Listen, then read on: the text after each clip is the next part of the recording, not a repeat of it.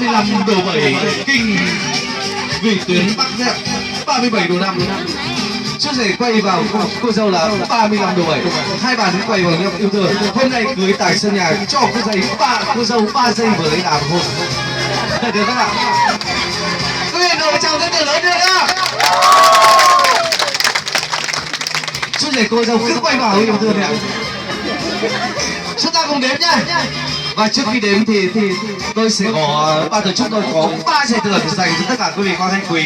Đó chính là chú rể trao cho cô dâu nụ hôn ở đầu trên khuôn mặt xinh đẹp của cô dâu, đôi môi, đôi tai hay là đôi má hồng hào của cô dâu.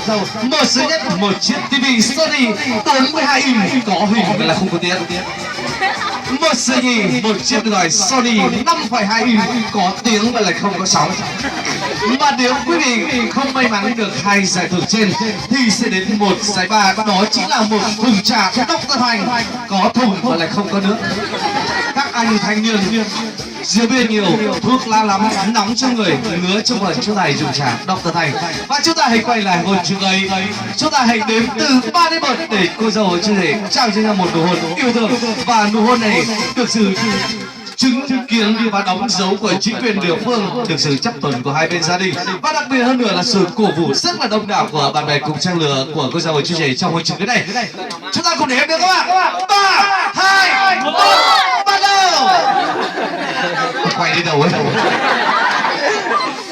Chú rể không hôn cô dâu thì tôi xin mượn một bạn gái trong hội trường này cho chú rể hôn được không ạ? Cô dâu đồng ý không ạ?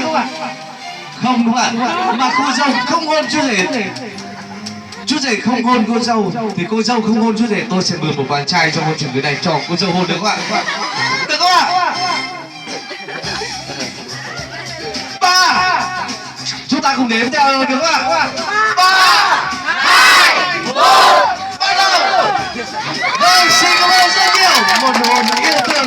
Và tôi rất là vui vì cái nụ hôn này là nó thật sự là buổi tối thì hôn nhau thì rất bình thường, ánh đèn vào thì đôi lúc là không ngài một tí nào đúng không ạ, nhưng mà ban ngày thì nó sáng quá, cô dâu cũng là hơi run. Và chú rể cũng tâm sự với tôi rằng là sáng giờ chẳng ăn được cái gì, không ăn được một cái gì vào bụng, chỉ ăn đúng một bát mì tôm thì hơi hôm nay hơi run một tí. Xin quý vị bỏ qua cho.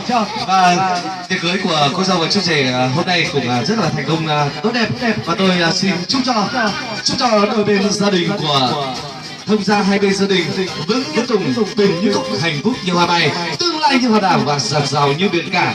Và xin chúc cho đôi bạn trẻ trong hôn trường cưới này có một cuộc sống vợ chồng hạnh phúc, trăm năm tình viên mãn, bạc đầu nghĩa phu thê. Và xin chúc cho tất cả quý vị quan khách quý một mùa xuân tràn đầy hạnh phúc, tiền vô như nước sông Đà, tiền ra nhỏ như cảng tên. Và xin cảm ơn tất cả quý vị đã đến với chương trình trực tiếp truyền hình của huyện Bảo Yên, tiệc cưới mừng hạnh phúc của đôi bạn trẻ Mai Xoa và Thảo Vũ trong hôn trường cưới buổi chiều ngày hôm nay. Và xin mời tất cả quý vị cùng nâng những chén rượu, ai không có rượu chúng ta nâng những chén nước để chúc phúc cho đôi bạn trẻ trong buổi chiều ngày hôm nay. Một lần nữa xin trọng kính mời và tha thiết được kính mời. Và xin mời cô dâu và chú rể chúng ta hãy cùng đi đến bàn tiệc để nghe những lời chúc phúc của tất cả quý vị quan khách quý. Một lần nữa xin cảm ơn quý vị rất nhiều.